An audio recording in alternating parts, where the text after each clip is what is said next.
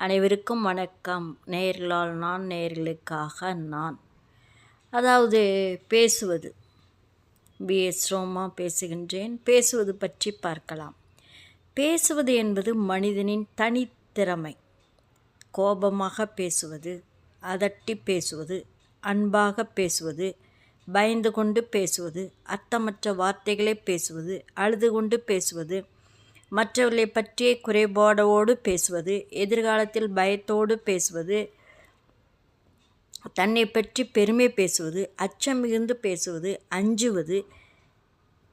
இந்த அஞ்சுவது எதற்காக என்று வீரத்தோடு பேசுவது, பழங்கதைகளை முடிந்தவற்றை பற்றியே பேசுவது, வாழ்க்கையை வெறுத்து பேசுவது என்று பேச்சில் எண்ணிலடங்காதவைகள் உள்ளன.